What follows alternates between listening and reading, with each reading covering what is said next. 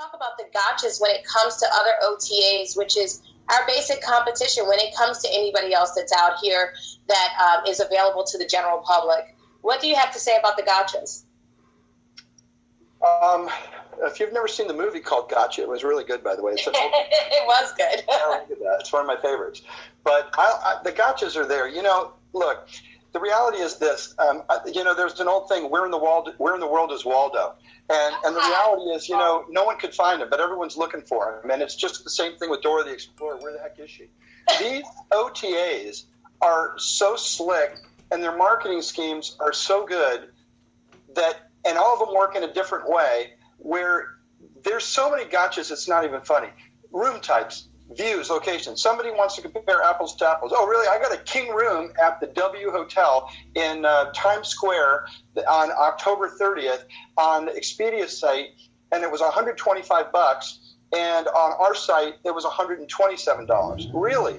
Well, did you notice that the room type was a high floor, corner room with X amenity, or that the cancellation policy on that room was fully cancelable versus non-cancelable, or that their price didn't include resort fees and ours did include resort fees, or get this one, Booking.com is famous for this, especially when booking hotels overseas. You'll book a hotel and they don't even put tax on it. They have this little thing that you got to find that you got. It says, please read here because this is important, and it's so small you can't even find it. And so these guys are not just good about hiding stuff; they're hiding the things that are trying to be hidden. I mean, they're hiding the things to find the things that are hidden. I mean, it's like on these websites, and all of us, including our members and our customers, get sucked into this idea. I mean, you go to the UPay page, and we're going to show something in a minute here, because we've got a lot of amazing Canadian IBOs that have come on board now, and we've had, and I got to tell you something. I look for this is such an opportunity for us to learn. These Canadian IBOs came on board. God help us, okay? And I love GoodLife, and I love Brandy, and I love John. We love you too. I love Mark and all those guys. But let me tell you something. When you sit in a room with them, they go, okay, guys, we could launch this right now, but it's not quite ready. Or we could launch this in 1 month when it will be absolutely ready. 100% of the time, Mark is in favor of, no. We want to be the guinea pig. Let's go.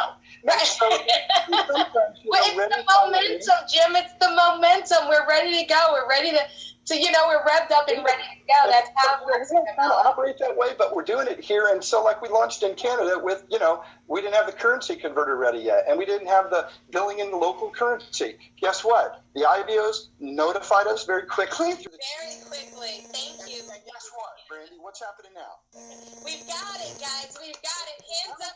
I want to tell everybody on the phone, we didn't solve the problem for Canada. We solved it for 157 countries. Yes, we did, guys. And so right now, if you go to the website and you look at the currencies, the first 5 currencies are right there, ready for expansion into Thailand, ready for expansion into Hong Kong, the Philippines, where the Philippines, Mexico, everywhere. We've got local currency settlement already done in all those countries. So the reality is, I don't know how I got off on that, but it doesn't even make a difference. We're here, and it's amazing. Like, look, the fact is we were talking about, all the little gotchas and the things that people don't realize are really going on the other side. They're looking at it in black and white, but there's a whole lot of gray going on behind the background, and you don't see it until you either check out online or you check in at the hotel and they charge you these exorbitant fees. And you know what? One thing I want to go into, and I didn't even think about this when I was working on these slides, but before I move into the next question, when you talk about the floor that you're on, there's also another big catch, and I get caught up on this a lot. And I know you know what I'm talking about because you're an expert at this. I get to the hotel, I check out with this room with all these amazing pictures. I get to the hotel, and then they tell me, you know what, you checked out at for our unrefurbished rooms, but for an extra $25 a night, you can get a room that's refurbished. And then they tour me They like take me to them. I'm like, wait, I wanted that. That was the picture I saw. What happened? You know, how did that happen?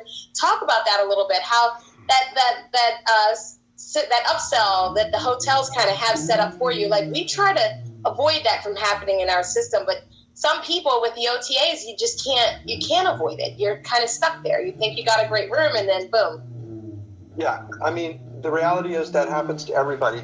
Some of the biggest problems in the hotel industry, even today, even with the automation today, is bringing together multiple suppliers. We're working with multiple wholesale suppliers to be able to bring in inventory. And then we have to take a look at that inventory coming in from, 10, 15 suppliers sometimes on one particular hotel. Each one calls a room. One says it's a luxurious king. One says it's a king luxury. One says it's a king room. One says, they have different descriptions. So deduping, mapping, pictures, these are some of the biggest challenges that we have and we still have today. Still, even today, as big as Expedia is, as big as Priceline, I'll go to their website many times and there'll be picture not available. So the other thing is, we can only go by the room types as described to us by the supplier, which is basically being pumped in by the hotel. And so, yes, I do believe that there is that. Now, what I always do is I just simply tell them that, for what it's worth, I call the manager over. I say, look, for what it's worth, I'm not asking for anything special for me, but, I happen to have 104,000 TripAdvisor followers, and, I'm in the travel space. I've got a lot of clients, and I'm sending a lot of people here. The reality is, I don't know what you want to do. And guess what? It's amazing all of a sudden how a room that wasn't there anymore becomes available, or they don't want to upcharge me now for that, or whatever. You guys are in the travel business, not that you're travel agents, because you don't want to ever represent yourself that way, but you're certainly in the industry. You certainly have a business within the industry. And the reality is, I wouldn't demand anything because, hey, I'm with GoodLife. But the reality is, in a general way, you can talk to them in a nice way, and they understand. But I don't disagree with what you're saying. I just went to a hotel myself. I booked it through the website. And when I went there, they found out I was in the travel industry because I happened to tell them. And guess what? That they had a refurbed room looking over the golf course on the 9th floor. And I got it.